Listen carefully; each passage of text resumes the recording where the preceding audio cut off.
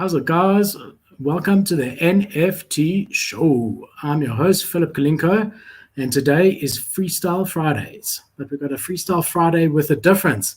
I've got a guest, Cade. If anyone hasn't heard of Cade from the Joyage Kingdom, let me show you his YouTube page. He is a YouTube veteran. He's been doing this for 10 years. He was gracious enough to have me on his show about a week or two ago. If you want on YouTube, we've put the link there so you can have a look at that interview. And we vibed very well. And now he's come to Freestyle Friday. So I'm not going to delay anymore. I'm going to bring him straight on. And I'm really, really excited. So here we go. Cade. Oh, what's up, dude? How's it going? And good in you, my brother. Welcome, welcome, welcome. Super pumped. I just sent out that tweet too. So my people know, hopefully, and hopefully they'll join in. Pop in for a little bit, drop some NFT. Maybe we'll get some alpha in the comment section or something. Someone will drop something. For sure. I've got a bit of alpha for everybody as well. Oh, we've got Dickens, who's a regular here. Yeah. How's it, my brother? Welcome, welcome, welcome. Regular in mine too. Let's go. I recognize that. Yeah. For sure. Let's go. That's good. Yeah. That's good. All right. So let's jump into some things over here. What have we got here, Kate? So OpenSea's looking like shit. Volume yesterday objectively is up like 42 million compared to the day before of 31 million. Mm-hmm. So I guess that's slightly bullish. But before this time, bro, like 50 million was the lowest in 8 months. Mm-hmm. So 41 million is still not great. Still not great. Yeah. And then we look at crypto, and crypto is down, down, down. I don't know. I reckon we got to be seeing a bottom soon. I really do. I reckon that, 1.5 for ETH in my mind, it can't go much lower. 25,000. I mean, I'm not a crypto guy, but I reckon that we're near the bottom over here. I hope we fucking near the bottom over here, man. Yeah, I think we probably are. It's been pretty fucking bearish for a long, long time. And usually when everyone becomes bearish, that's when the market flips. And then a couple weeks later, everyone's like, wait, what happened? Yeah, but it's been a brutal one this time. Hey, it really has, especially on the crypto markets. Yeah. So looking like that. I did want to point something out. We always say that the Ethereum price is linked to the prices of NFTs. So what we mean is generally when Ethereum's a little bit down, we find that the price of NFTs go up slightly to compensate. But I've got to give you guys a caveat to that. When Ethereum drops 30% in a week, that's not good for NFTs, okay? The NFTs don't rise 30%. Everyone gets spooked, everyone gets freaked out, and then we have what we're having now, where NFT prices are dropping and Ethereum is dropping, so it's a double whammy. So just remember, when it's so severe, like it has been now, and it's such big changes, that just spooks everyone, and that's not good for NFTs. So that's what we're seeing over here, is that people are scared, and this is probably the time to get in, man. I mean, really, got to be a bottom soon. And even if you don't time the bottom perfectly, I think Ethereum at this price is a steal, personally. Yeah, I agree. Ethereum especially. The NFTs are definitely way more high risk than like dollar costing your way into ETH. I think anyone who is more concerned about profit this year would do better stacking ETH than anything. That merge I heard is coming sometime later in the summer or something like that. And if that really happens, fuck. I mean, if ETH really, really actually can become deflationary, that price is going to soar. And NFTs, like you're playing slots. You don't know which one's going to pop. Hopefully there will be another big bull market or something, so people can get back into profits. I have no idea what it's going to be like. We kind of had like a almost like a blueprint for 4 or 5 months there, where we're like, okay, this is how it goes. We have a little market here. It goes down for a little bit. We come back up. That's how it goes. And as soon as everyone was like, all right, we figured it out, everything just flip-flopped and everything just died and it's just totally over. For sure. And I think that's a good point. I think a safer look, crypto's risky, but the safer play is ETH and Bitcoin. Honestly, long term, people were saying, I wish we could get into Bitcoin at 2018 prices. Now it's 2018 prices and everyone's like, no, I'm not touching it. Right. So, I mean, look, we get it, but there is opportunities here for sure. Yeah. And then just checking the last 24 hours on OpenSea, what's been trending. So we've got AI Nightbirds, which is actually AI Moonbirds. But then Kevin Rose reached out to them and said, look, guys, do what you want, but change the name from Moonbirds. They did that. And you see here, I don't know if you've seen these, Cade. The art is actually much nicer than the actual Moonbirds, if you ask me. But it's obviously not linked to Kevin Rose's ecosystem. This was a free mint. But look at that. I mean, I think that's really, really cool. Very interesting. Yeah, I actually DJ'd last night. So I went to the first NFT event that I've been to, like an actual, well, I guess it was just bigger, more like formal than the one I went to in California. And I was there for a few hours last night. And in the middle of it, I don't do DJing stuff very often, but literally in the last like 3 days, I've done 2 DJing plays in a row. And I was in the middle of this conference, and my friend hit me up and was like, "Hey, Boob Birds is pumping," and I was like, "Get the fuck out of here!" And he was like, "No, like it's gonna pump, like it's about to sell out. Just mint a couple real quick." And yeah, there's derivatives are kind of working sometimes, but they're very. So how many did you mint? How many did you mint? I minted like 5, but they were like 0.01. I have no idea how they're doing. I haven't even checked, but I had a decent one with like I flipped a verb for pretty good, like a 4x there, which was nice, and that was a pretty big gamble because they really had a lot of attention and they kind of just fucking did nothing. And so I was like, all right, are they dead? Like, does no one care? And then it was like, okay, well, it's about to sell out. There's some good volume coming in, so we ended up minting a couple and flipping. And so that's been kind of interesting. I had a little bit of life injected in me into the NFT world. Yeah, I mean, that's exactly it. Everyone's like, just give me something. I don't care what it is. Just give me something with a bit of volume that I can get into and have that rush, and get my fix. So I mean, that's interesting. Definitely a DJ play, but it's the top volume in the last 24 hours, mate. Mm-hmm. Which is incredible. I mean, more than other deeds, more than Bored Ape, whatever, more than everything. It's just crazy. Yeah, what are your thoughts on that, on the Goblin Town and like Solana NFTs? Like, there's all these new little small metas popping up here and there. Yeah, so Goblin Town, I did a show on it the other day. It was in my Wednesday show, and then they're busy cutting it and whatever. I'll get it up.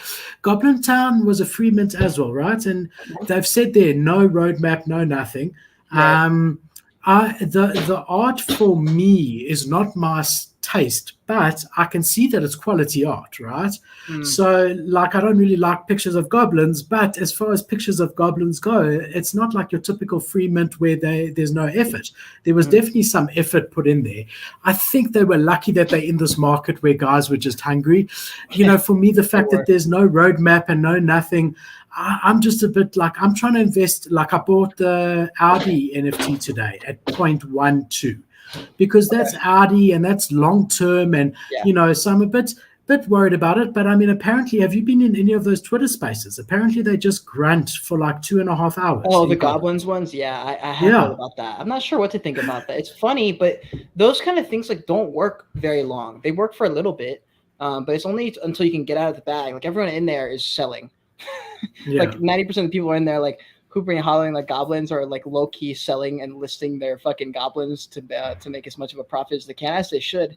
But those kind of things are kind of hard to follow up with. Like, we had Wonder Pals kind of launch with that idea, Starcatchers launched with that idea, a whole 3 landers, a lot of projects have launched with that idea. And after a while, if we're on a good market and like people, it's the floors and doing a 2 or 3x overnight, like people kind of lose interest after a couple weeks. So I think I agree. But I think this is a great opportunity for the founders to come out and say, look, we didn't expect this to happen. Now that it has, we're doxing ourselves, we're creating a roadmap, and we're gonna deliver value. Because it something like that would take it to 5 ETH. And if they really mean that, then they've got an opportunity here. I mean, they've had 11,000 ETH volume traded in a week. It's just incredible. I mean, that's crazy. So I hope they do something with it. I really hope they do something with it. But yeah, definitely an interesting one for sure. We got Azuki slowly bleeding, but everything is bleeding at the moment. I don't know, Cade, what did you think about that whole Azuki thing that happened? Man, I was more shocked at how fast that price actually crashed. I couldn't believe. I thought if there was some FUD, it would drop maybe 3 or 4 ETH, but the fact that it went into single digits at one point to like 7, They recovered to like 12, like I don't know, like 10 to 15 range. But that was shocking. It's shocking, but also not. I made a video right after that happened, alluding to the Jungle Freaks NFT project that happened back in the fall. And I was like, yeah, I mean, this shit can happen. Like you don't want it to happen, but it does happen. And it's everybody's fault. Like when we were covering, when I covered Azuki, I was like, yeah, I don't know why this is pumping other than the anime meta. Other than that, there's no reason for it to pump. It just took, like, it just caught fire for some reason. And with those, like, it's really, really risky to be in those. Because after a couple of weeks, it's like, okay, so why are we in this project again? It's like, oh, well, because they're, I don't know. Like, I don't actually know. There's nothing. There's no reason. And so, anonymous founders, it sucks, but that's the reality of it. I mean, for me, I'm going to make a TikTok on this later. You have to either invest in the founder. You got to be bullish on them. You got to be like, this guy's going to change the world, or girl, or the idea is going to change the world, or the art's got to be so phenomenal that it's like Doodles level. But there's like just not that many projects that are like that. So you either have to say they're either doing something, or I think the person in charge is going to do something. Yeah, I agree. Invest in people. But what do you think going forward on this, if you had to guess? Do you think it slowly bleeds all the way to nothing over months, or do you think that it gets resurrected to some degree? I think it maybe follows just a normal pattern that the other anime projects have done. They're still well known. Like if you say on Oniforce, a lot of people who have been in the space for a while still remember that project, but they're like, I don't really know what's going on over there. Like I couldn't tell you what's going on in Oniverse. I don't know any of those projects that were really pumping in the fall. I'm like, I don't really know what's going on over there. Probably nothing, And I'm surprised that they've maintained this. I'm really surprised. Yeah. Their contract maybe, but I mean, they had that one thing with like it was like 721A or something. That wasn't their invention. They weren't the first project that did that. They just used that technology once another project had done that. But I know everyone was saying that, but it wasn't the case. And it just shows you got to do your own research. But I mean, the fact that it's still at 10 ETH is quite incredible, especially in this market. I mean, Clone X is around there. I saw them dip to 12 ETH. I almost bought another one today, Cade. There was such a sick one. I wanted to actually, let me show him to you. He's sold. I wanted to actually buy it and swap it because it was similar to my one, but he had this top hat. Let me show it to you. I'm sure it will be on activity here. It was recent. I was watching and umming and ahhing and wasn't sure, and bad market, and are these going to go to 10 now? But I'll show. He's got to be recent. I mean, look here, 11.5 Ethereum. It's not the one, but that's just crazy. Wow. Let me show you my guy, unless someone delisted it, because he had a top hat and he looked exactly like mine. Just hold on. I hope I can see him. He had this like, what's it? Like really sick top hat that I hadn't seen before. Seems like he must have delisted it. It was 12.5 ETH, and I almost did it. Almost. That's crazy, dude. There come the lights. Casually drop 10 ETH on an NFT, no problem. But it's not any NFTs. It's like Nike ecosystem. Yeah. I wouldn't do it otherwise. I've been like stacking, waiting for a buy-in point on a blue chip. And it's between this and a doodle at the moment. I don't have a doodle. But Clone X is Nike, and they have delivered. Like, you think about it, doodles so far, all they've done is they gave you that spaceship that was the same as your NFT, and now they've done this duplicator, which in a month they're going to tell us what it is. Clone X, the value that they've given, I mean, there's been about 6 airdrops since they launched. Yeah, I would probably. What would you go for? I would go with Clone X over Doodles, I think. If you had one Clone X, do you diversify or do you stick with Clone X? Is as safe as you get. It's Nike. That's the bottom line, I think Clone X is safe. I think with I don't know. Doodles has a strong team. They've got all the guys that have been here at like OGs in this space since like 2017. I remember I interviewed Jordan Castro, one of the founders for Doodles. He was a cool guy. They've just got so much experience in the space building the team. But yeah, Nike has all the resources. They've got all the money, all the connections. They can make anything they want to happen. They can make it happen. But also, Doodles is also in that category of like we're like a top 5, top 10 project or whatever. We could also probably get anybody we want to do whatever because they are a big brand. So I would probably diversify if you can. It's never good to put all your eggs in one basket, but that's tough. That's a really tough one. It's an interesting general question that I usually think of. Do I want to have like 50 NFTs from 50 different collections? Not high value, whatever, just like I'm saying in general. Or if I'm really bullish on something with good bones, like Adidas or Nike or something Bored Ape or Yuga, do you just stick to those and rather have multiples of what you know and believe in more? Depending on what you want to do, like if you want to stack ETH or if you want to be part of communities, like you just got to decide for like everyone who's wanting to buy NFTs and stuff, you just got to figure out what your end goal is. Same with like starting your own project. Like you got to know what you're trying to do. Like people who are trying to learn marketing and stuff, I'm like, well, it depends on like who you're trying to attract. Like you got to figure out who your audience is first, and then you can tailor your content toward that. Like if I was making content for 15-year-old Moon Boys only, I would make only a very specific type of content. It's trying to attract a whole variety of different people. I need to make a whole variety of different content that would be interesting to different kinds of people. So it's just important. Yeah, it's just and that is interesting. It is like, do you stick to just the content that you're comfortable with, that you like, and get respected as the sort of OG in that space? Or do you try and, as you say, sort of attack, cover all your bases? I doubled down on my thing, which was the reviews. And then I also did both. I basically chose both and decided not to sleep. That was but do you enjoy doing both as much? Or is there one that you sort of think, I like doing all of it. I like NFTs in general as a concept. I think sometimes the reviews can be boring if I'm not particularly interested in the project. But if it's a commission or something, like that's just work. I have that in a separate category. If it's a commission video, that's different. But for the most part, like I make videos on things that I think are interesting. If there's a concept I want to talk about or just spitball about a certain topic, I like making those videos. And I tailor them. Like each video I make is like it's like I cast off into the universe. So I'm like, okay, someone important or famous or lit, someone rich will find this video and find it valuable, and maybe this will help them in some way, and it'll help me, or I don't even know, but that's how I look at it. So all my content. It's like you let your babies free, right? Yeah, exactly. I don't even look at I look at my statistics after, but like I don't know about you, like I don't really care if they do well. Like I just need to get it done. I just need to get it out, and then move on to the next one.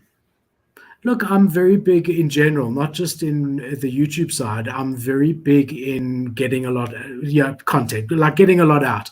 So, like even in my promotional products company, we just like took on as many supplies as we could, so that we had the largest range that we could. Like whatever, it doesn't matter.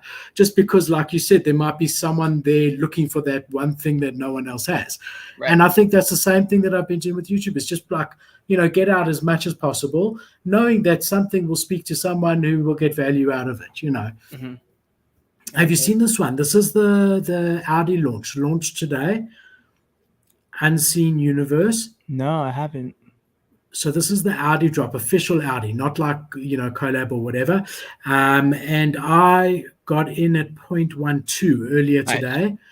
Nice. And I do think it's still got a lot of space to run once people know, that it is Audi and the word gets out. Haven't even heard. But they sort of announced that they were doing it, or it came on my radar like a week ago, and then they launched. So it's easy to miss.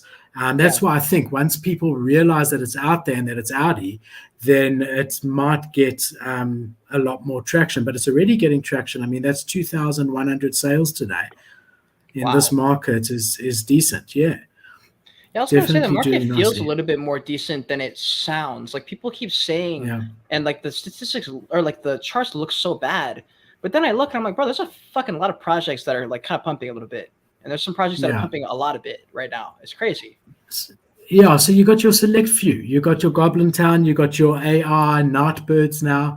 You got this one or two. But whereas it used to be sort of when the market's good, all projects are slowly increasing in price, right? Everything that's semi-decent.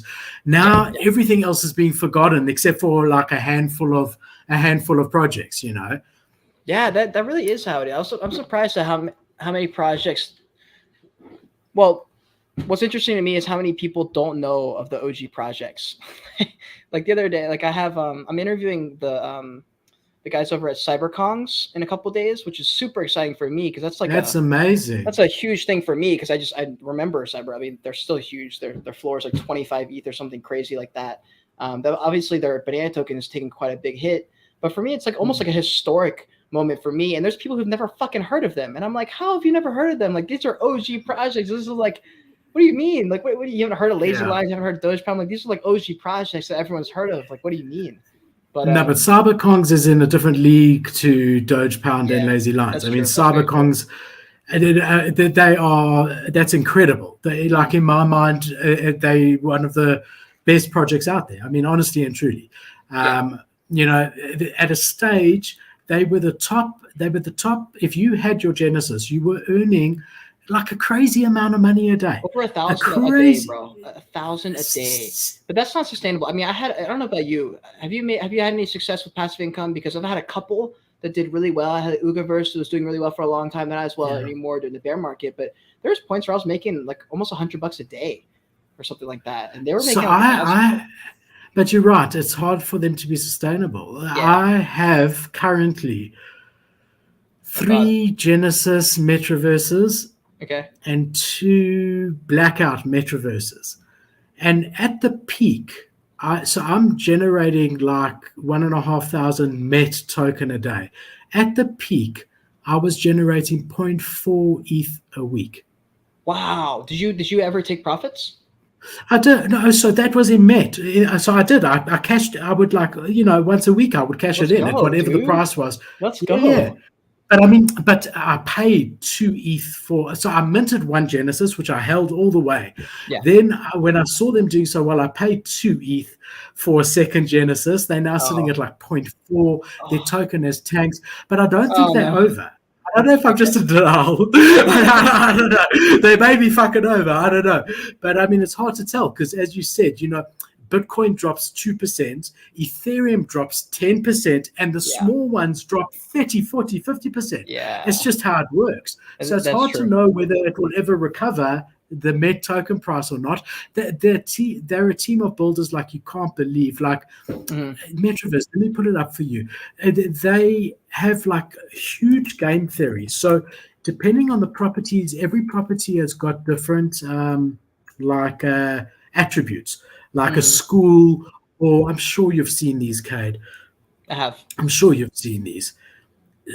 And then this is how much Met token each one generates a day. Like this one, 279. So it can be anywhere between 200 and 400 Met.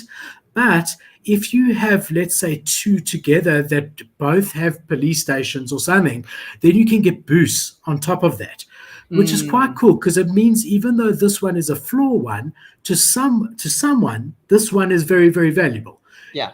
And they've got a whole simulator where you put in, it sees which ones you own, and you put in the number of the one you're looking at, and it shows you how much Met you'll earn or whatever.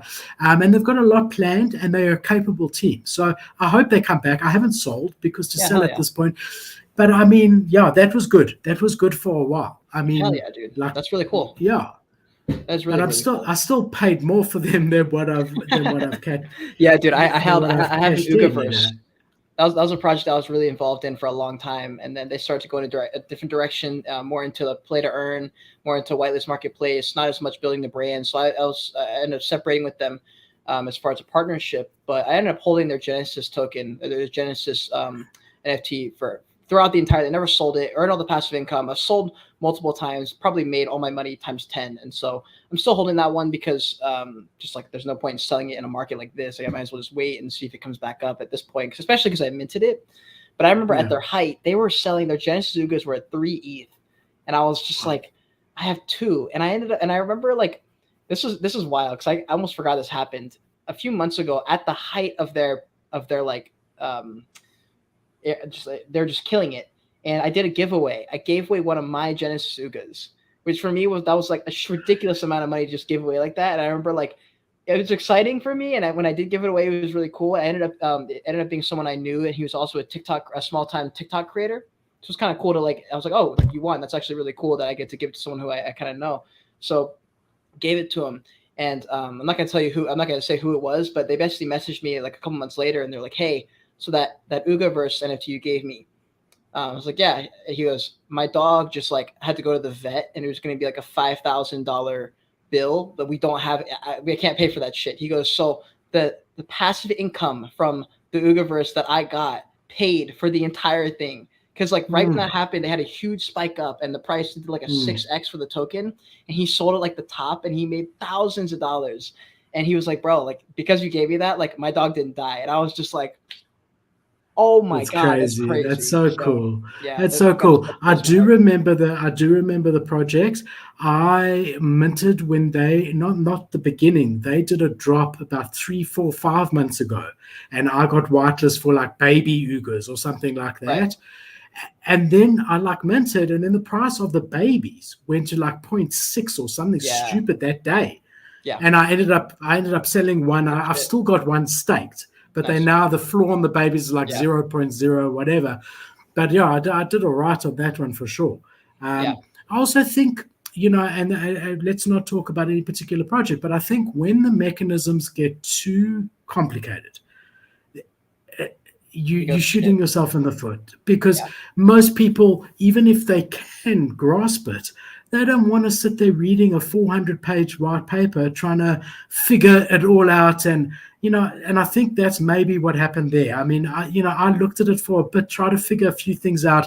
So I thought, no, I need more time. Just forget it. It makes no sense. Yeah, I tried so many times, and I've had calls with them where I was like, look, if you guys are going to come in with this angle, you're trying to whitelist marketplace, cool. You're doing this tokenization of this game theory that you're trying to do, cool, whatever. But you have to also take care of the other side of the diagram, which is the branding. Like you have to get people to want to care about this. Why would they bother doing this side if this isn't taken care of? Like the brand is just as important. It's like when you raise kids, like you can't just take care of their safety. Like you also have to take care of their emotional state and stuff like that to make sure they grow as a person. And so you can't just do one without the other. And they're like, yeah, like we'll do that. And I was like, look, I'll help you guys. Like I'll bring you on my YouTube show. Like I'll cover content, like whatever. Like I want to help. And they just like never got back to me. I was just like, fuck, dude. Like I love you guys, but I don't know what the fuck y'all are doing, and it's not working right now. The past 4 months straight has been just down, just like everyone. But I was like, you guys could go against the grain here. You guys are an OG project. You guys have a really strong support network. I was like, you guys could come back easily. You just gotta like come in full force, and they just didn't do it. I'm just like, damn. Do you think, and we're not talking about a specific project, but do you think it's the end for some of these projects? I mean, even Doge Pound at 0.3 or whatever. Like and remember, Doge Pound was like 4 ETH.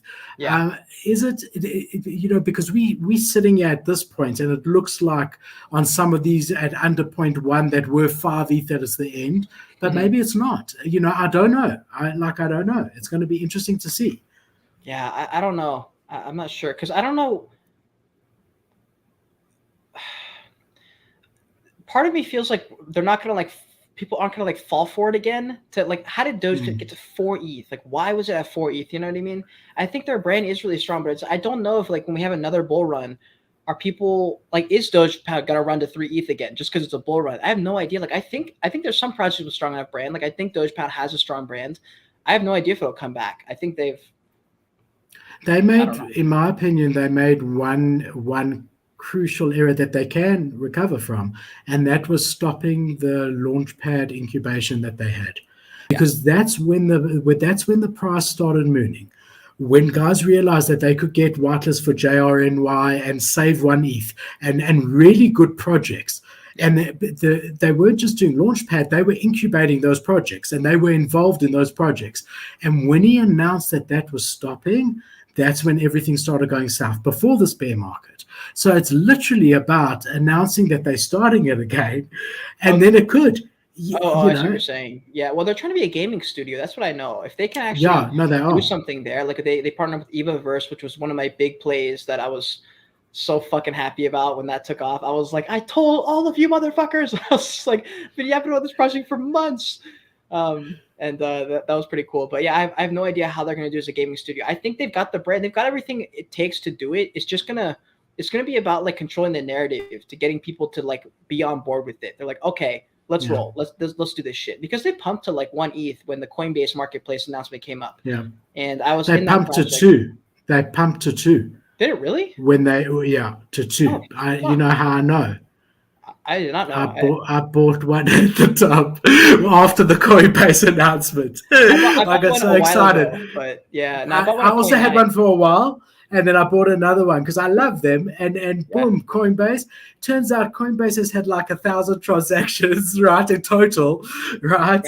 And that wasn't so bullish. Something that is bullish. It's a good segue, actually. One of the news articles I've got. Let me just pull this up for us. Yeah. Is eBay is going to be launching an NFT collection on eBay with Wayne Gretzky, that's pretty cool. I mean, eBay is massive, so maybe they can be the Coinbase that we all wanted.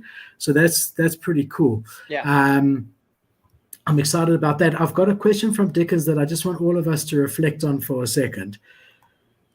And I love Dickens very, very much. Do I think moon butts will last longer than 48 hours? Let's just all think about that, Dickens, for a second. I don't think so. No, it doesn't need an answer. Moon bats, derivatives are short-lived, mates. They really are. I mean, the thing that, and I'm sure Cade agrees, the thing that I like about the space is it's creative. It's, unique. It's guys are thinking outside the box. Yeah. Derivatives, like all we needed to say is board, moonbat, ape.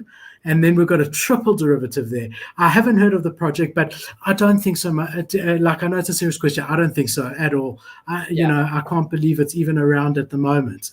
Are people it's a good topic to go into. I mean, there's a project out there called like Grandpa Ape Yacht Club or Country Club. Yeah, I remember. Yeah, GACC, and I liked them. I thought they were funny, but it's like, at what point, like, if you showed up to NFT NYC and Grandpa Ape Yacht Club had an event, it's like, would that be cool? And like, to me, I'm like, no, it'd be cool to be Bored Ape Yacht Club, but not fucking Grandpa Ape Yacht Club. I don't know. Like with derivatives, it's hard for me to be excited because I'm like, it's just a copy. It's not the real one. And those ran, hey, those Grandpa Apes ran all the way to half ETH. They got to 1 ETH, bro. They were at 1 ETH. Look at this. The moon butts are 0.17. Wow. Damn, why can't my bluebirds do this? Yeah, who thought we'd be sitting here talking about moonbats? But crazy. Wow, look at that volume. Interesting. Just look, Dickens, maybe they will. Who knows? I mean, it's so 123 volume it traded too. That's really fucking good. 1,100 sales in today.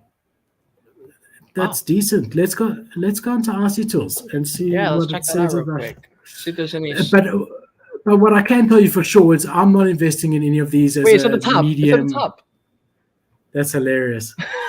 Okay, but that's the last 5 minutes, hey? Just by the way. Okay, 20. Dickens is about to drop true alpha. Moon butts is the move. Everybody go buy it. This is all financial advice. All right, let's treat this seriously because it's got a floor of 0.17. All right, so what's happening here? We got 24-hour volume. They're predicting it's going to come down, but that's often wrong.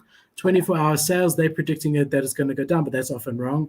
Floor price 0.165 average. Then we have a look here. So you have your typical dip. That's the last hour. Volume is that's the last hour. Petering out a bit. Yeah, let's zoom out a bit. Yeah. Wow. They fly. So it's a huge little bit a little while ago. Yeah, but look here, this is so typically when I'm getting into these like DJing plays, and I've done a bit of DJing, this is the time here. This is the time here when there's all these sales, and here you see that's fine, but here you can see that it's definitely less sales than it was. So I think at this entry point, it's high risk. Would you agree, Very Kay? high risk. Very high risk. 0.17 when the volume seems to be dropping just from what we can see over here. Yeah. I think you got to be It's still got decent volume, though. It's got decent volume. I would even be nervous buying into that. If you go back right there in the middle area, that area, I would still be nervous buying there. Like if I see there's a shit ton of volume, you need to know that's top high risk because that could be the top. Like literally the top that we're seeing right now could be the top forever. You never know. Like for example, when I sold my Verb at like something I've done really well on in the past probably 6 months is getting out of projects earlier than I think I should, and then it crashes after. So I've gotten really good at pulling the trigger early, but also getting all the profit. Like I did that with Mutant Shiba Club. I sold the top, like the tip top, and the same with Verb, because I was like, okay, it's at like Verb's at 0.2.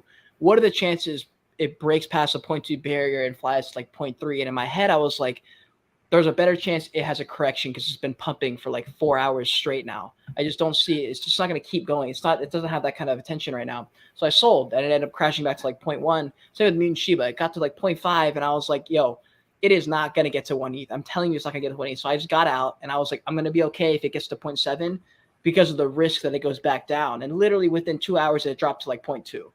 And so I think for people who are scared of trading, for me at least, I've had more success. If it's not a project that I believe in, particularly more than a week, then I'm going to get out earlier than I think, even if I'm leaving bags on the table. What is your strategy? Yeah. I'm the same.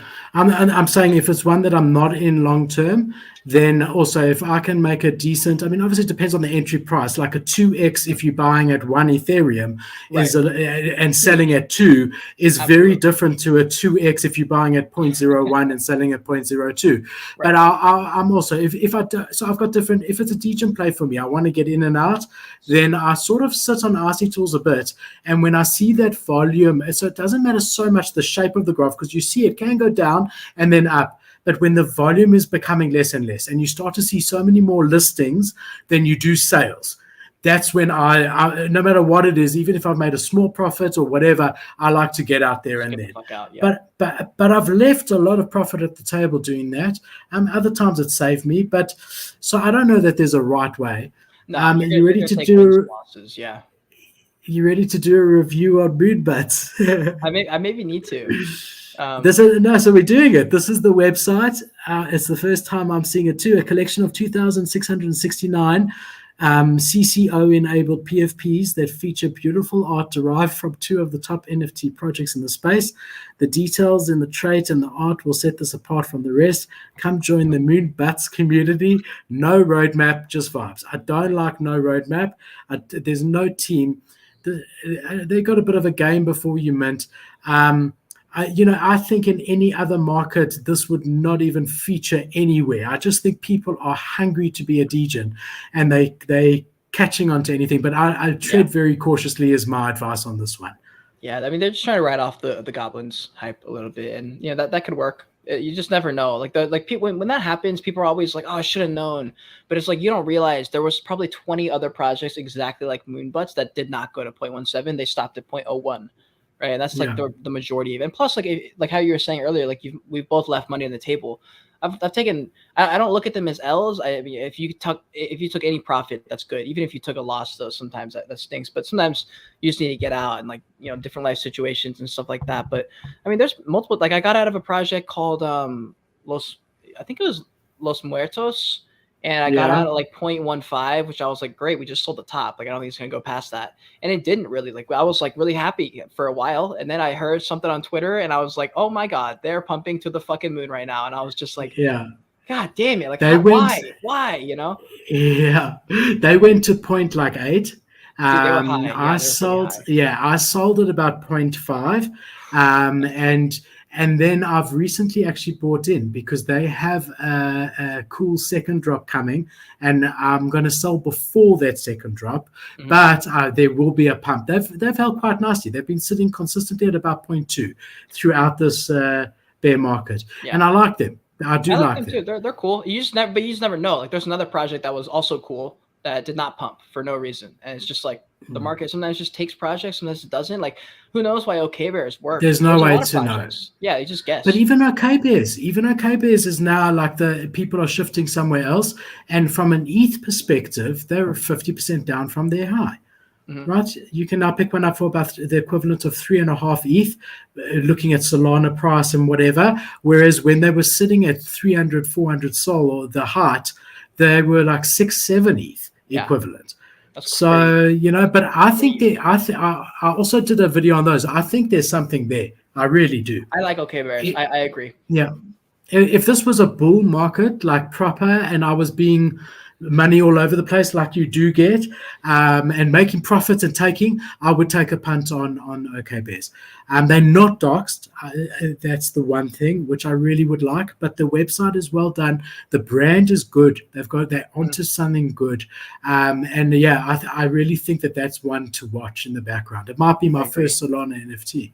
Do you buy only on ETH or? No, I'm open to buying on Solana. I just, in my experience, every time I find something, it just rugs, like literally every time. And I'm just like, it's like a joke. I'm like, what the fuck? Like every project I hear of has rugged. I'm like, what is going on? But I know that's not the truth. I know that's only my small scope of vision that I've seen, because I haven't given. A lot of people say that. A lot of people say, like, not every single Solana project, but a lot of people say Solana's for day trading.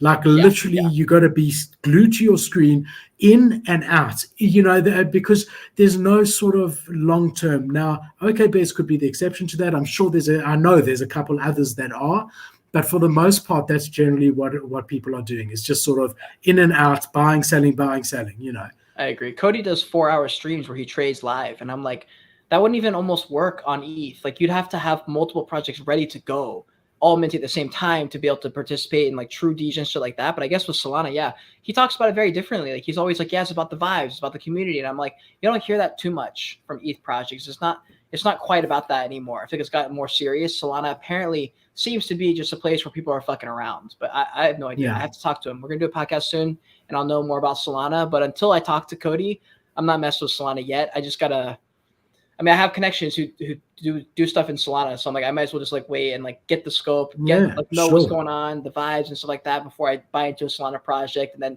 a week later be like, wow, I've literally just lost all that money, kind of thing. Yeah, but you seem like a diamond hander to me, just in general. For the most part, yeah. I don't think Solana's for diamond handers, exception of OKBears. And listen, I don't know much about any other Solana projects, to be honest. I know there was that other one that rugged, that everyone was like hyped about just after OKBears. I was about to record a video on them, and I go to click on their page, and they fucking rugged. I'm like, are you kidding me? But he was proud. Right? He was proud that he rugged. Yeah, and it was on that launch pad, the Hydra launch pad, which is supposed to vet him and check the credentials. And the Oak wrote them a letter and said, how's it? Listen, I rugged, and I'm proud of it. Like in a Batman suit, I don't know. Crazy. So Dickens wanted some alpha. So Dickens, I want to show you something that I've seen here. Bit of info on Adidas. So number 5, airdrop incoming. It says, so with that cleared up, what's next? You're right, it's an airdrop. We're not saying specifically when, but it's not such a long wait now. This will be available only to phase 2 NFT holding wallets in the snapshot taken, and it gives you the date, and you don't need anything else. If your wallet held a RTM phase 2 token at the time of the snapshot, you're good to go. If you bought it later, this won't be the last surprise, you're still early. What are we airdropping? Phase 2 is all about leaning on our heritage and what Adidas does best, then taking that into the digital realm. And it's not going to be just 24,178 tokens of the same thing. It involves a reveal, and yes, there's game theory. That's all we'll say now. So look, I've been bullish on these guys for a while. I actually picked one up about a week ago, not knowing that they were already doing a snapshot. So hell yeah. I missed the snapshot, Cade. Oh, you missed it? Yeah, these guys did the snapshot on the 18th of May without telling anyone. Damn.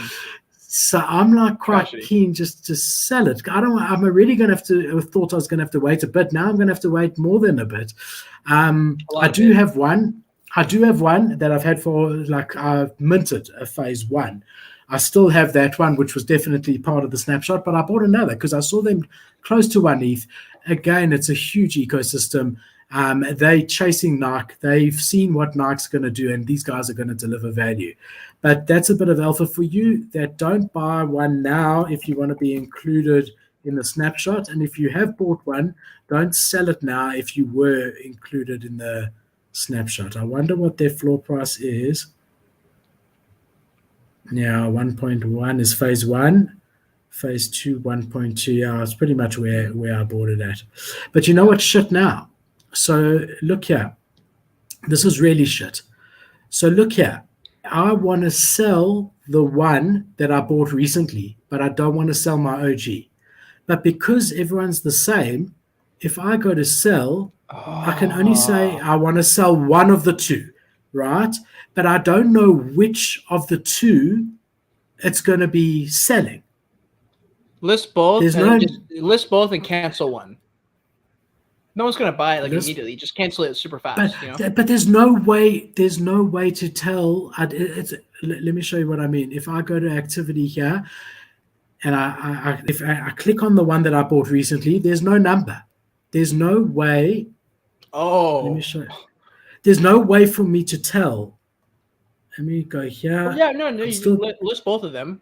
List both, and then scroll down. And how do I know which one to cancel? Because you click on it, and then it goes to the original listing, and then you look and see if you minted it, right? Or does it not pop up? No, I'll show you what I mean. I know what you're saying, and it doesn't work. So look here. This is the one I bought recently over here. This one here. Yep. So if I click on this one exactly, it doesn't tell me the token ID, nothing. All it tells me is phase 2. And if I go to history, it shows the history of everyone. So I'm going to have to I don't even know how long I can scroll for. Anything in the details? Or what about the details section there? Let's check. Your token ID? Or sorry, it just says 1. That can't be the token ID. Definitely not. It's lame. See, if you don't know, you'll never know though. So who cares? You'll never be able to tell anyway. No, I will, because the OG one that I've had for a long time was part of the snapshot. So I don't want to sell that one, because then I won't get the airdrop. Yeah. I want to sell the recent one only. Shit. So I'm stuck with 2 until the airdrop, and then everyone's going to be dumping. And but that's really shit, don't you think? That sucks, dude. That is actually pretty screwy. That sucks. This is definitely not the token ID one. I wasn't the first to mint, and that's definitely try another one. Click another one, see if it says 1. Maybe it's just random. Well, they're all the same. You can't really. Okay, let's find one that's sold here. Okay. There's no way to click on that exact one, is there? Can go to Etherscan, but that's Jesus. Yeah, that sucks. It's irritating, hey? Wow. Because I was gonna try list the recent one, and then I realized I can't.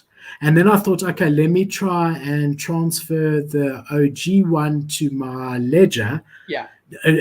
And I can't specify which one. You just go here, transfer, and you just choose which quantity, but you can't choose which one. That sucks.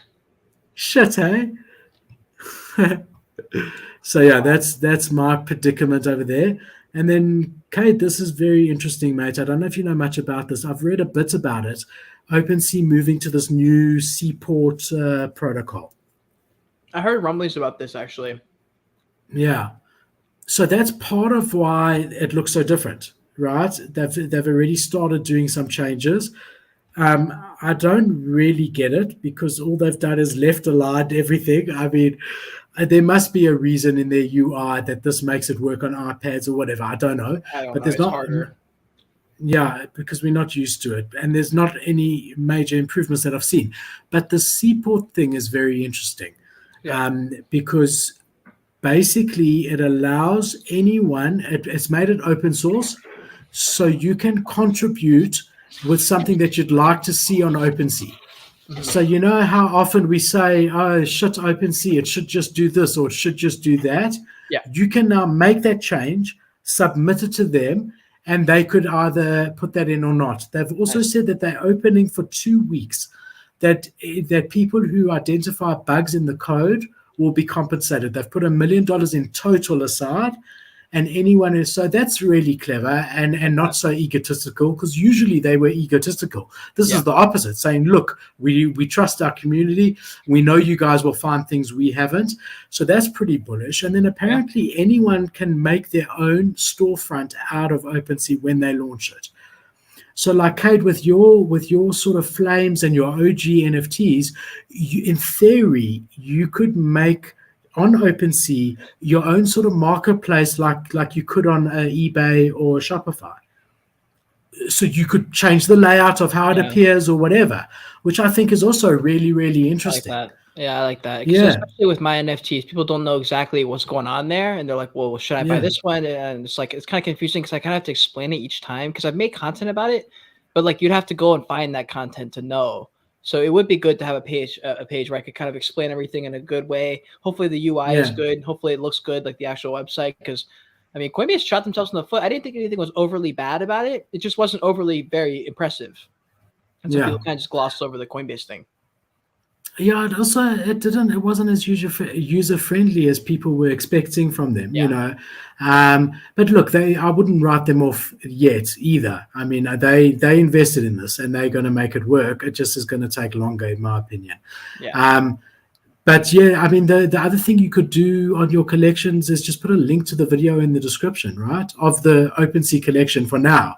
And just say to learn more about this project, and just put your YouTube video that explains the different collections. That's probably better than nothing, you know. Yeah, I actually can't believe I didn't think about that. Maybe I already have that. I can't believe I haven't thought of that. If I haven't, then I'll definitely be doing that because I think I have some multiple videos I can just link right now. So yeah, sweet. Yeah, and just say it's a good idea. Yeah, and then the other thing you can do is you can. The other thing the Seaport protocol is going to allow you to do is sort of make bags for people of things. So like, let's say that you had a Bored Ape and I wanted to give you 5 Azukis for that Bored Ape. We can facilitate that deal on this new Seaport thing once they roll it out, and including ETH as well.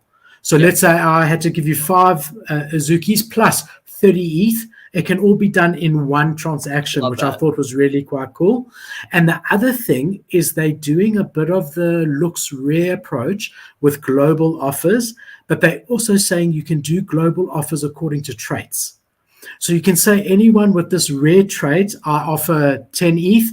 Any standard one, I offer 1 ETH. Any, whatever, which I think is pretty cool as well. Hell yeah. Really cool. Yeah, so there's a lot of exciting things that is coming out there, and I think that's great. I think it's good for the space. I think it's good for OpenSea. I mean, this is the first update that I've seen in like a year and a half, right? Yeah. I think OpenSea is probably gonna. I feel like OpenSea kind of acts like ETH as far as all like the altcoins go, and I think OpenSea will probably. I mean, I don't know. I feel like everyone thinks it's Coinbase versus OpenSea. But honestly, man, OpenSea's got like a lot of shit way ahead of Coinbase right now. And like OpenSea has its issues, but for the most part, it gets its stuff done. It's just mainly when like everyone's on for something, it just blows up and just can't handle it. That doesn't happen like that often. In a bull market, it does happen a good bit. But for them, like they just need to like it looks like they are like exactly what they're doing now. Just like listen to the community and actually implement things. They've just been like they just sucked as far as like helping the community out and like doing what they needed to do for the first few months, but they've still they're still way ahead of anyone else. They are. They lack heavily in their customer care, like very heavily. Yeah. Like if you need anything out of the ordinary, it's impossible. So I once bought on OpenSea, not on LooksRare, on OpenSea, I bought a gutter pigeon or one of the sub collections. I bought it, and then like 10 minutes later, it's marked as suspicious. So they hadn't marked it as suspicious. Otherwise, I couldn't buy it on OpenSea. I didn't know it was suspicious. I bought it. Bro, 3 weeks later, no response. After numerous emails or whatever, I just listed it on LooksRare at like 10% under the floor price and got rid of it. And they still haven't got it. They still haven't got it back to me, right? So they do need to fix that up. But I've often, as much shit as we give OpenSea, I've often said on the show, they are doing so much. They are like, in the bull times, there are how many collections? There could be 50 collections minting a day, sometimes 10,000 each, all coming on there. There's another 20 collections revealing from yesterday. There's so much going on. There are going to be, issues, Agree. 100%. And it's complicated what they do. It's not like simple stuff, It just takes a while. People are just a little bit impatient, I think. It's been the issue. Yeah. Open source backend is nice. Guess the infrastructure and user base gives them a head start. Yeah, and look, they need to be doing something, because if they just sit, they're not going to keep that leadership position. Yeah, I agree. So it's good that they're doing stuff. What else have we got here? Oh, this one was quite cool, Cade. I also saw today Zoom introducing a metaverse app for video conferencing that you can have your video conference in the metaverse. Very cool. I like that. I didn't know if that's like, so you can cool. Just swap out for your avatar or something, but that's very interesting. I'm really interested to see. It's actually surprising how much fucking bullish articles I'm seeing about real world implementation and then the state of the market. I'm like, how the fuck is crypto and NFTs down bad so much? Yet literally everybody is jumping in. Why is this? Makes no sense. Like, are we in my head? Part of me thinks, okay, we're about to have the bull run of a fucking century next. If all these companies come in and it lines up with the market and we start to fly, like we could really fly high. Like some projects could really make some life-changing money for some people. Or I don't know what else. I feel like it just makes we've been such a bear market for so long. I'm like, bro, I feel like we're in a slingshot and we've just been being pulled for months and we're just like, I don't know. But I saw like, are we going to zoom up or are we just going to have like another healthy run or like, what's it going to be like, you know? I think we got a lot of pain ahead of us, like at least a couple of weeks at the like really, you know, the thing that's going on here is the global macro stuff, you know, the war in Ukraine, which is going to lead to a lot of serious food shortages. China's been locked down because of COVID for God knows how long. Dude, no one can get anything out of China. You know, even like big companies like Apple are delaying their new iPhone. No one can get anything at the moment at all. And then we've got America that's in so much debt it doesn't know what to do with itself, raising interest rates. So there's so much going on. But what surprised me the last 2 days is that the global stock markets have been up. The Dow, the NASDAQ in the last 2 days. They've been down up until 2 days ago. And there's been a bit of a relief, like 2%, 1%. But crypto is still tanking. And that worries me a bit more because when the NASDAQ's tanking and crypto's tanking, it's fine. We understand. It's linked. But when like the NASDAQ's gone up and crypto's still tanking, you know, if that carries on long term, then there's concern, you know. Yeah.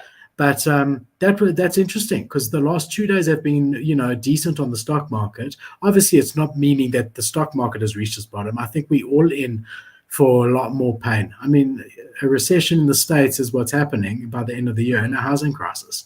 You know, it's not great. Do you think NFTs have a long run, or do you think NFTs hold on to their little spikes up, spikes down, spikes up, spikes down? Like, what's it going to be like? Are we going to have any kind of bull run action for NFTs, or is it going to be dead NFTs? Like, because if it's just going to be dead because we're going to be in a recession, there's no point buying NFTs really at any point.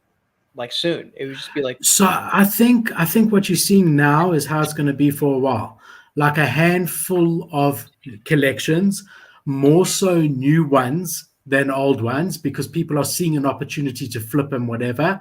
That will pump, but for the most part, I think like, you know, unless a big project says okay they're doing a drop or whatever, there might be a small pump.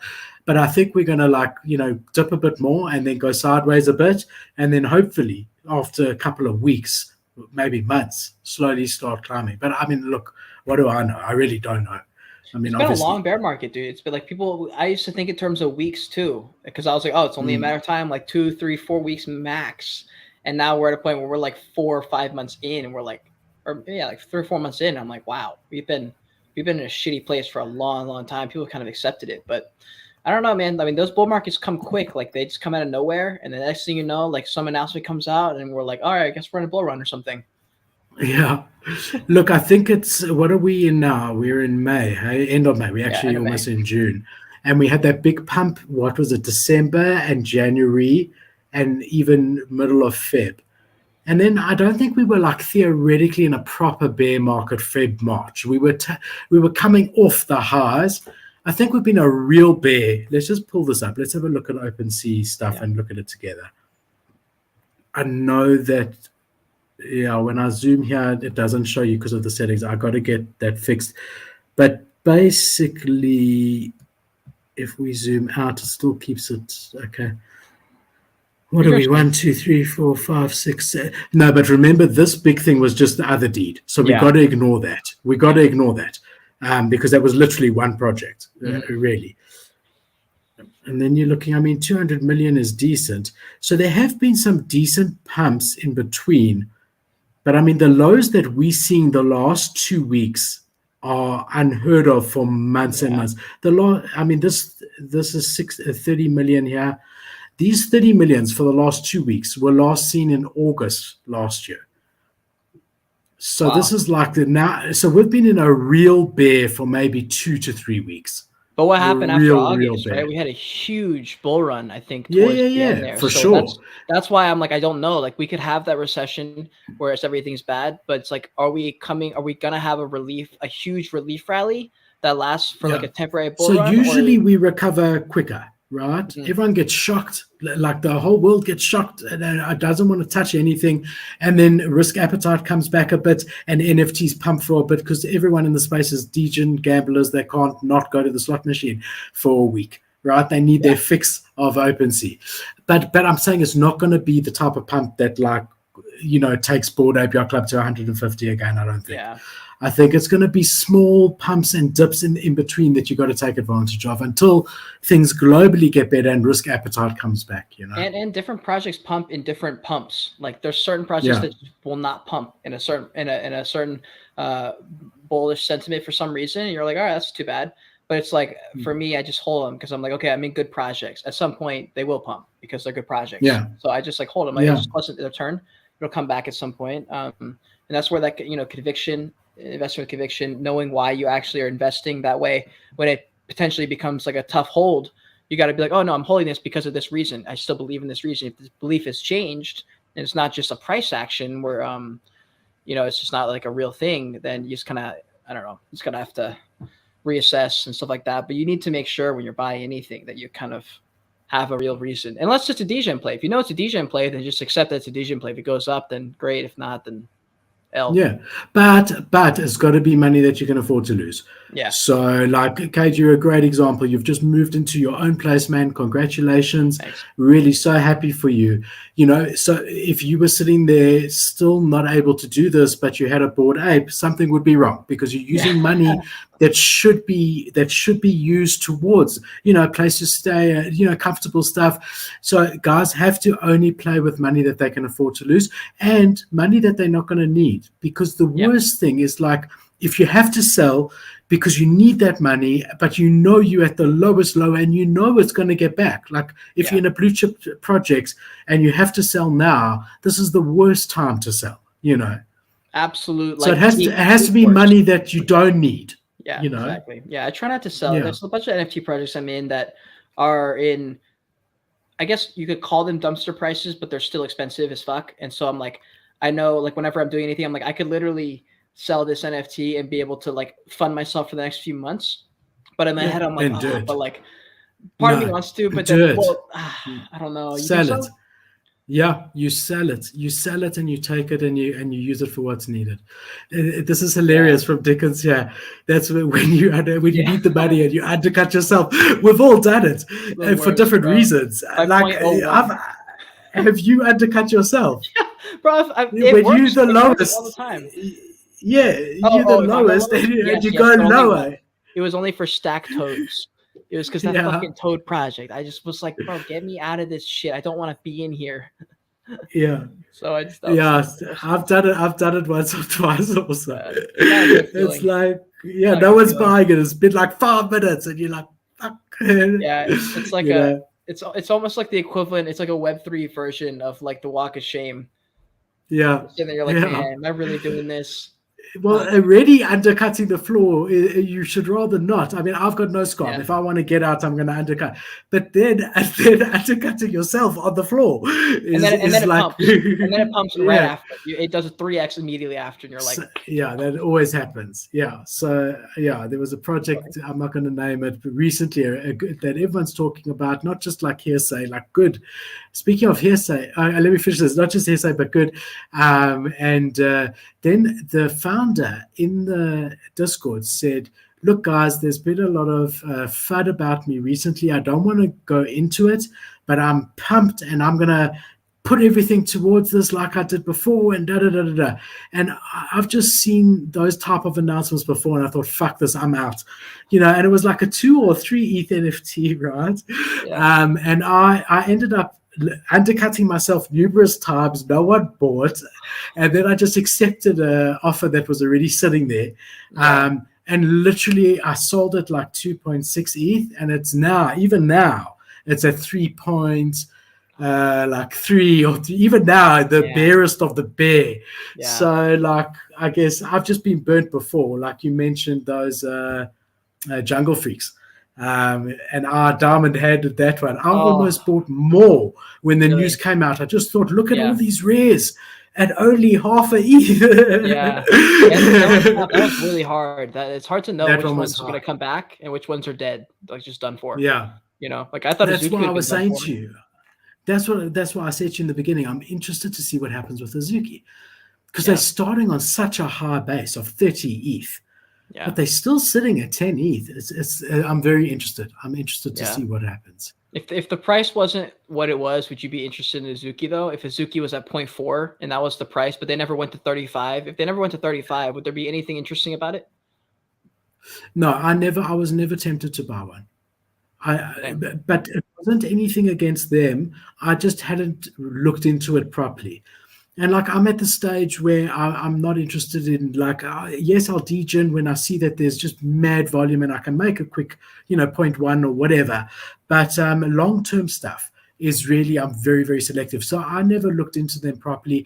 And anything I heard about them was just, geez, these guys are going to 100 ETH, like you always do, next door APR Club. So I hadn't ever properly looked into it. And I don't know if I had what I would have done, because it was ex-Google and he is ex-Google. Someone's doxed him recently and ex this and ex that. And it did seem like it was just going to go on forever. But I just never actually got around to sitting down for myself and actually like looking into it. So the truth is, if it wasn't 20 ETH at that time, I might have bought into it at 0.1 or 0.2, not caring, like without looking into it. But because it was 20 Ethereum, I said, no, like I need to look into this properly before I just drop 20 ETH, And bro, I had a brutally honest review. I did all the work for you, bro.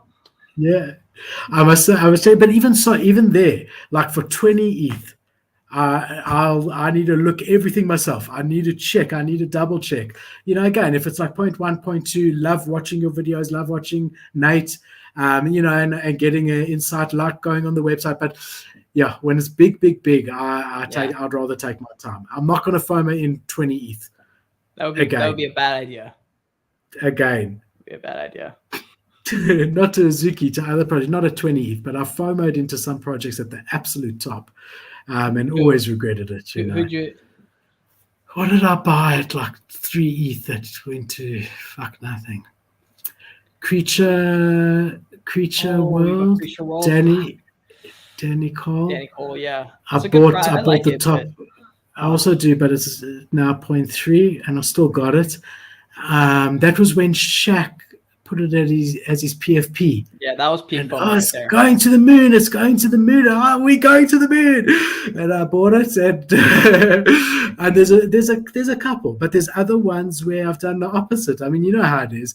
So yeah, it's I remember when that was happening. That was actually like a memorable time because I had flipped my Doge Pound right before they pumped, of course. So I sold at like 1.5, made a half ETH profit. So I was really happy. Then of course, so I take those profits. Instead, I was gonna buy a creature, so I would have seen that pump. But instead, I bought a Galactic Ape. I think is what I paid for it. I've also got one of those. They've gone to nothing. It's like 0.1. They shit themselves. Wesley rugged basically. He just like dipped the founder, so he like gave the project to the community or something, and it was just over after that. Shit. It's just like Jesus. I've still got one also. Yeah, I got it. I've got a hidden. That's the one good thing about the OpenSea thing is you can't see the number. You can't see the number when you go to your profile. You can't see the number of failures. You have to actually look for them. So if you go here and you click more, it doesn't show you the number. Hell yeah. So you don't, so you can just sort of forget about it. But I'll show you the number. Obviously, like at least half of these were rubbish airdrops, right? Like, damn, 200 or 280? That's my NFTs. My hidden is like 600. Oh, dude. But some of those were airdropped to you, I'm sure. That's what I'm saying. Yeah, a lot of them. Yeah. Where it doesn't show you the number at all, actually. It used to.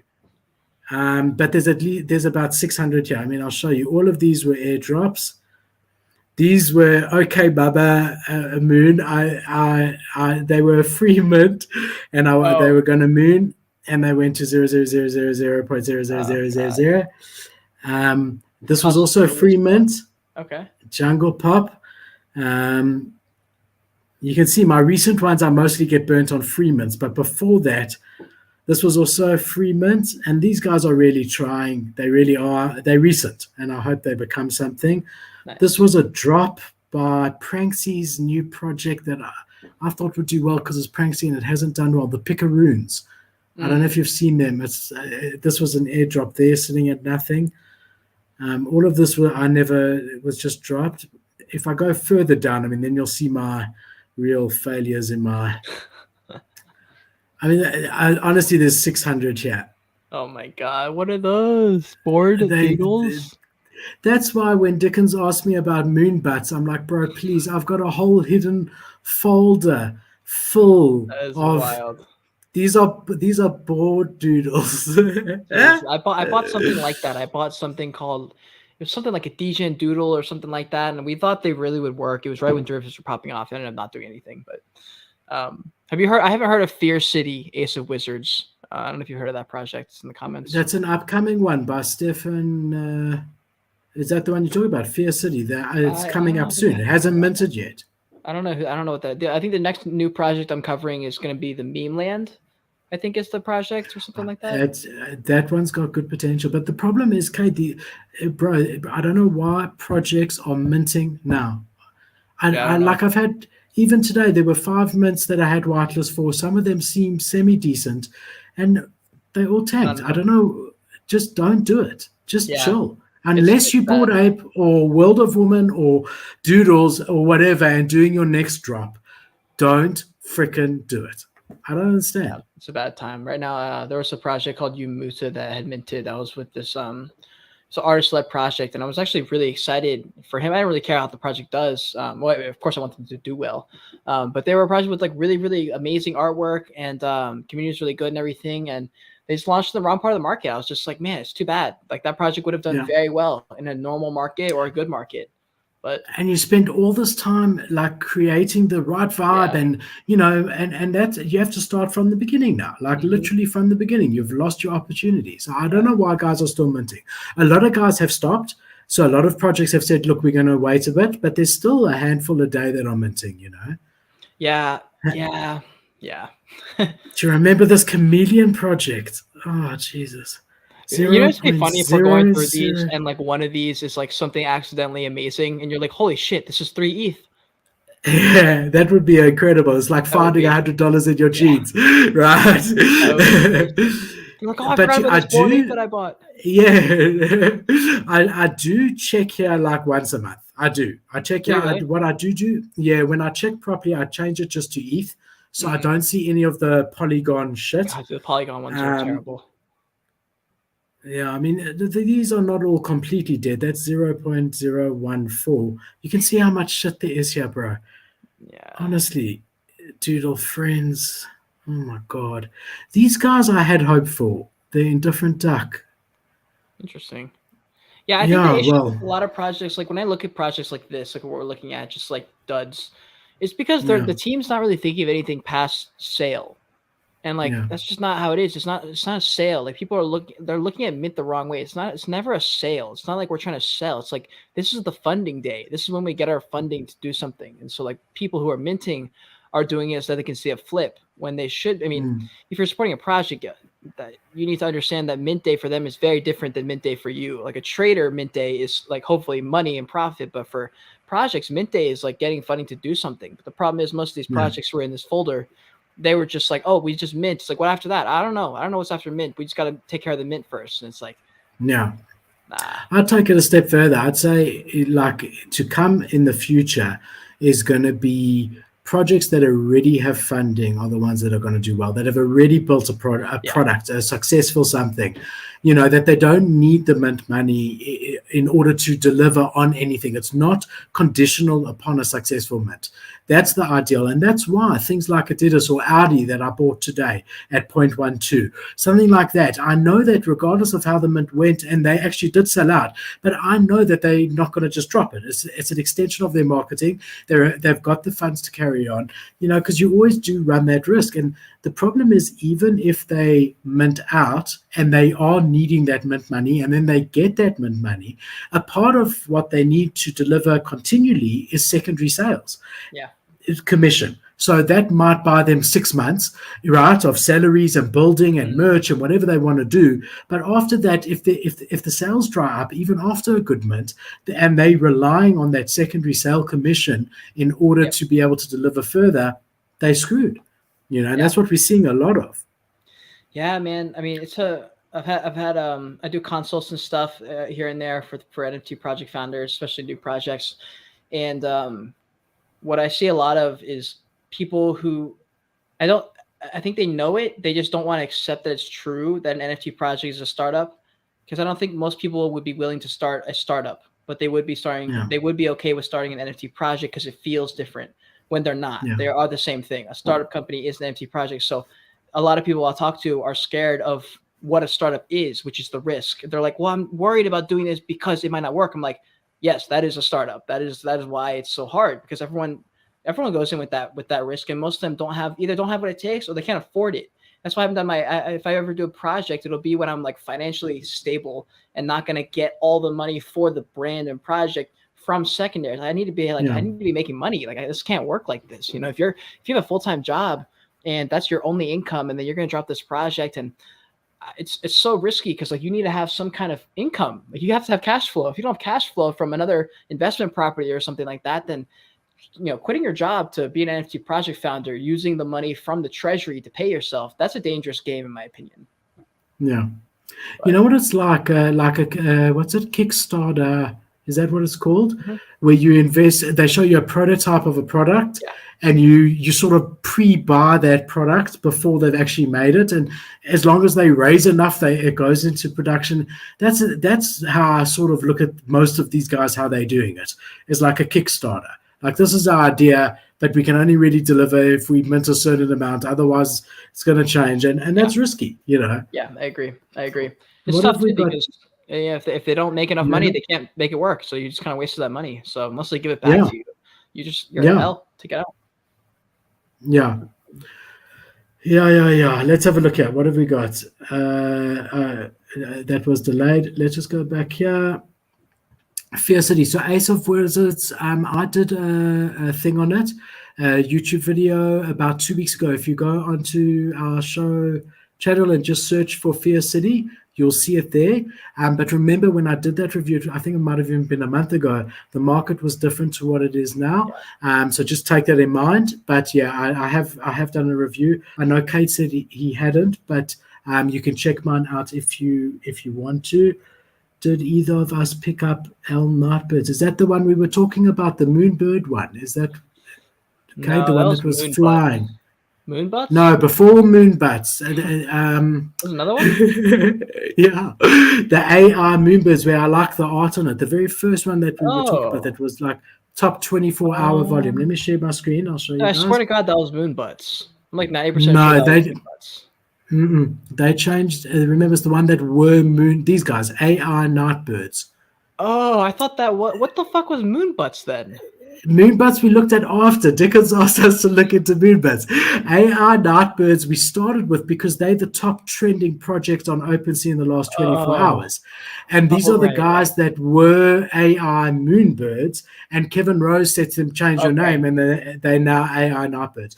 So did we pick them up? So I didn't, because the market's like crazy at the moment and I was scared. I wish I did, because they seem to be doing really nicely. It's a lot of volume. Check on a lot of volume, but let's check on RC Tools to see if it's because he wants to know if now's the time to get in. I think, to be honest, I think we might have missed the boat. I was going to say we missed it. But I said that about goblins at half a ETH. Okay. So did I. Yeah. So it depends on if the market takes it. Like, it's just gambling. Like, it's just a slot machine at this point. There's all this data. That's why I don't really use any of these tools. Like, how helpful are these tools for you on a trading?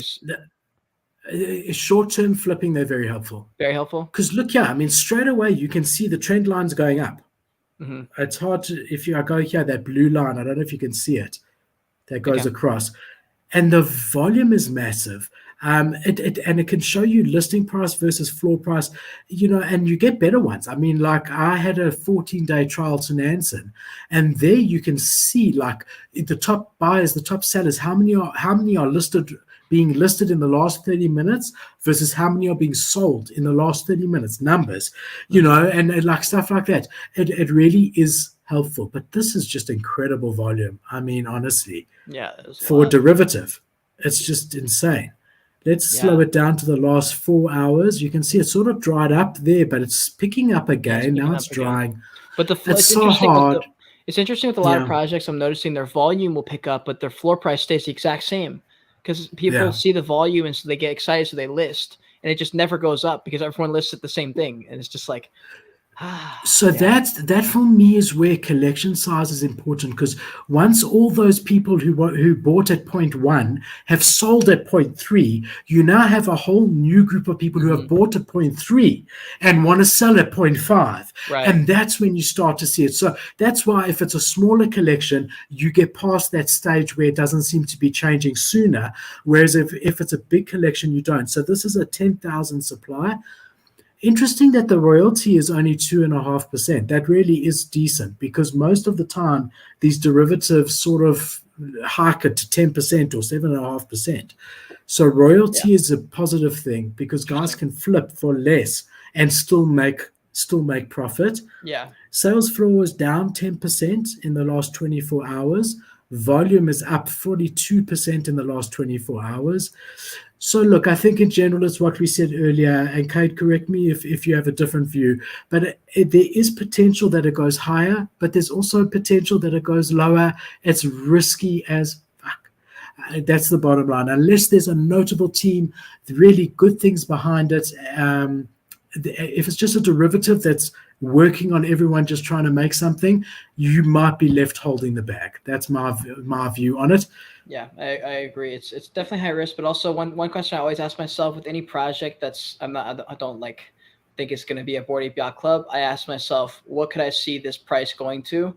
Like, what could I see people paying for this? And for a project like whatever Moonbird thing that you just pulled up, I was like, picture that in my head at anything higher than like. I'm like, would people buy that thing at 0.5, 0.6, 0.7? And it's like, I don't know. Like with the goblins, it's different because the goblins are kind of, like, not original, but they're kind of original. They're not like a knockoff of something that I can pick up on. Derivatives. No, there's no other goblins out there. Yeah, derivatives going past 1 ETH is kind of rare, actually, from my experience. There's not that many that go past an ETH that are total derivative like that. Yeah. So in my head, I'm like, man, buying it at 0.3, you're looking at like probably at most like a 0.2 profit. I'm like, if that risk is something you're worth stomaching, then maybe you buy in. But for me, I wouldn't be buying into that. It's just too risky. So are there any ape projects that you can think of? Because Bored Ape is like massive floor and everything. Are there any ape projects that you can think of that are ape derivatives that are sitting above 1 ETH? I know there was a recent one on Solana, Trippin Apes, but it's just launched. Yeah. That's doing quite well. And that sometimes happens. There is that big bump. But I don't think there's anything that's sustainable, even to Bored Apes, which is usually 100 ETH floor. There's nothing. The one thing about this, Cade, that's very interesting, this AI nightbirds that used to be moonbirds, when you view them smaller, let me share my screen quickly. When you view them smaller, they look exactly like moonbirds. Yeah, they do. If they're your PFP. Mm-hmm.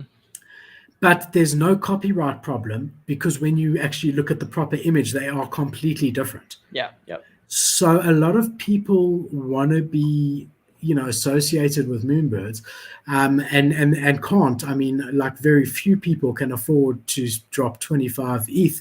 And this is, I mean, I don't think long-term it's sustainable, as Cade said, a derivative of a whatever, I don't know.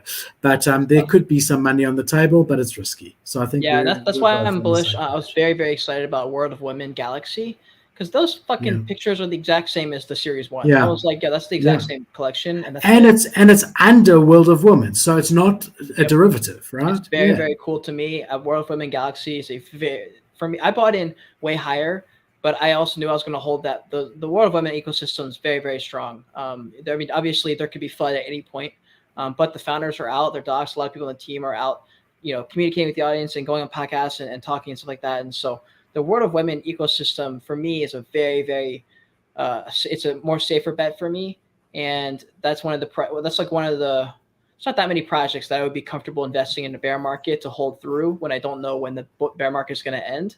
World of Women is probably in that conversation, the Galaxy ones. Definitely. Even, bro, the Genesis is under 4 ETH at the moment, and at VCon. Whoa, and is it really? Yeah. Holy and at shit. VCon, yeah. And at VCon, I wasn't there, obviously, but I've heard that Gail Sorry has said that they have got plans for World of Women like you have no idea. And guys who don't know, Gail Sorry, is Bored Ape Yacht Club, he's Madonna's manager. I mean, he's got the most experience. And if that's anything to go by, if he applies the same logic, there could be a World of Women coin coming out, like token, further airdrops. And if that happens, they are the OG woman project. The woman meta will come back at some stage. All metas come and go. So I bought into a World of Women, not in this last week because I didn't know we were going to go this low, but I bought one at about 6 ETH, which I was watching it from 20 ETH. Right. And so I'm happy to hold it. And I truly believe, not even long term, like 5 years, I truly believe 6 months to a year, there'll be an opportunity for me to either keep it at 20 ETH or get out at 20 ETH or whatever it may be. I really believe it. Yeah. World of Women Galaxy is a half ETH too, for who are listening. Way cheaper way to get it. It's basically, for me, the World of Galaxy. Ecosystem, it feels a lot like Bored Ape Yacht Club's ecosystem. And it looks like they're probably going to follow a similar route too, as far as what they're doing. So I wouldn't be surprised at all if they drop a token, an airdrop, something, probably a third collection that's bigger. That's kind of like either the Kennel Club or like the land or something that Bored Ape Yacht Club did. But World of Women is one of those projects that I do see at the end. And there's probably only 4 projects probably that I could name that I would be like, yeah, I could see them still being here standing at the very end. Definitely. I agree. Bored Ape Yacht Club, World of Women. Here's the Galaxy that Cade's talking about. VFriends. VFriends Series 2 is at 0.52. That's VFriends and World of Women Galaxies are ecosystems that I would bet on long term. Yeah. Very cheap ways to get into right now. Well, cheap-ish. But so then the question becomes, if you could only buy either World of Women Galaxy now or VFriends Series 2 now. VFriends. I go with Gary. You see, I would go with World of Women only because the VFriends collection size, the version 2 is massive, 55,000. Even this is big. But so you've got more chance of sort of, if you're talking to hold forever, I actually think you'll get more value out of a VFriends. Like I'm saying, hold forever. Put in a cold wallet, because I know that as Gary builds, and he tells you himself, this is like a long-term plan, 10, 20, 30 years, plan, that those will be worth more. But I'm saying 6 months to a year, I think you'll probably get a better return on a World of Women Galaxy. But it's interesting. I think I agree with you on both. I think both of them are decent plays. Doodles, would you put that in that same no, boat? Not quite yet. Not yet, because I need to see what they're gonna do. But I would put them in the almost category. Like they're in the same boat as like Cool Cats with me. I'm like, they probably, maybe, I don't know. They haven't quite done anything spectacular. They've just been here, and they've just, for some reason, everyone wants them now. But there isn't anything like unbelievably spectacular about Cool Cats, about Doodles, about Dead Fellas, but any of these projects that's anything remarkable where I'm like, they will definitely be here. They have a very strong brand. Like World of Women has the brand dialed in. VFriends obviously has Gary V, who's like virtually uncancelable at this point because the amount of just impact he's had on the whole world. And there's not a whole lot of projects with a brand and a message that's powerful enough for me to be like, yes. And right now, I only see VFriends and World of Women, and maybe Bored Ape Yacht Club. I still think Bored Ape Yacht Club has a chance to be a Yahoo. I don't think they've done anything quite that popular anyway. Never, ever. Why? They are. They cemented their space when Yuga bought CryptoPunk's IP. They cemented it. They cemented it forever because it was always either one or the two are going to make it. The other one's going to be the Yahoo. When they did that, it gave everyone the rights on all collections. I think they cemented their place. The amount of funding that they've raised, the 450 million, puts them at a 5 billion valuation. That was before the token drop. There is no one who has done more turnover in the space. They are. I would put them above. They are my number one.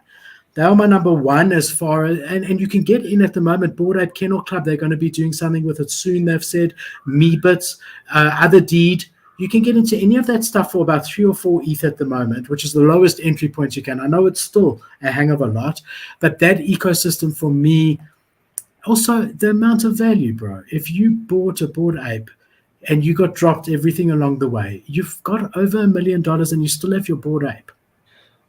Agree. I think in the short to midterm, Bored Ape Yacht Club is easily, without a doubt, the Bored Ape Yacht Club system will win short to midterm. Long term, probably also. But there is because now they've got like billions of dollars to figure out how to keep it going, right? Yeah, but there's a lot of companies that have come that were huge for a while. Yeah, companies that just ended up dying out, and I don't think it would happen. But as long as Bored Ape Yacht Club keeps building their brand and their ecosystem, and if the problem, like the one thing that I think is interesting with Bored Ape Yacht Club, where they could go wrong, is their brand is kind of fading a little bit.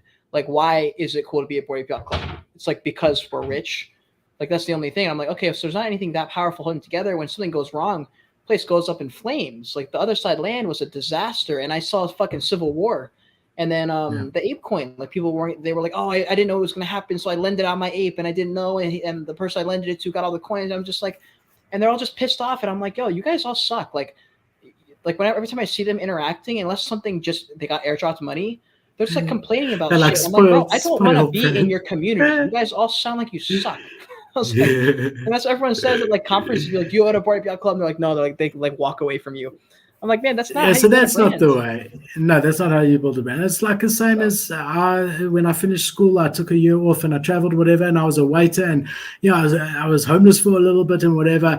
And being a waiter for like 6-7 months, like a survey at a restaurant, teaches you humility, because you get people who come in there who, like, I mean, they're spending more for a night in that hotel than I was making the entire year. And you get some people who come in there and treat you like a human and beautifully and nicely. And you get others that treat you like you're under them and a piece of shit and whatever. And I resolved to myself there and then that no matter where I get ever in my life, I will treat everyone with the same respect, from the guy cleaning the dustbins to the guy who's the biggest CEO of the biggest company if I ever sit down with him. They're all with utmost respect, because you never know when you'll be which of those, and everyone's the same. We're all humans with like feelings and like stuff like that. So that was a good lesson. And I'll tell you something else about that. I remember, so I would serve these people. I was the South African guy, and some of them were lovely, some of them not so much. And I remember thinking to myself, will I ever get to a stage where I could stay in a hotel like this? And, it was Ellie who started Perkel with me. It was his wedding, and I went to London with Bianca, with my wife. It was before we had kids. And we ended up staying in the hotel that I once used to wait for. And I can't tell you the feeling. I can't explain it to you. I can't tell you the feeling. It was just like, I can't believe that I'm able to be here for a few nights as a guest. And I was just grateful. And, it was just an incredible full circle moment that could change any time. I mean, honestly, anyone can go through bad luck. But yeah, I remember that so clearly. And it was beautiful to be able to stay there. Yeah. How old were you when you served there? So straight after school, I was 18. Straight after school, I went to the States for a few months. I went to the UK for a few months, and I backpacked my way through. But it got to a stage where I had like 50 euros or dollars or whatever left, 50 left. And I knew that I needed about 30 pounds. I was in London. I needed 30 pounds to change my ticket if I needed to come home early. So I had a return ticket, and I knew it cost 30 pounds and probably cost about 15 pounds to get to the airport. And I had 50 pounds left. No job, Like, no, I've been trying and nothing. And I had to make the decision to roll the dice. With the last £50 could maybe buy me like 2 or 3 or 4 days. I'd have one McDonald's a day. Like, that was it. That was my bill. And it didn't happen quick enough. And that's why, like, for a few days, I was literally like homeless. So I'd stay awake at night and then sleep in the park during the day and whatever. And I finally, like, there's a TNT magazine there that's got job opportunity. I'd wait for every Monday, free magazine, try get it, walk around, try get a job. And I finally got something. But, nice. because I didn't want to come back with my tail between my legs. Yeah. Like as if I'd failed, Right. But yeah, it was close. It was really close. But that how shows scary you was that? Yeah, it was. It was. I always had that ticket. I could always like pick up the phone to my parents and say, "Look, guys, I got no money left. I need to come back."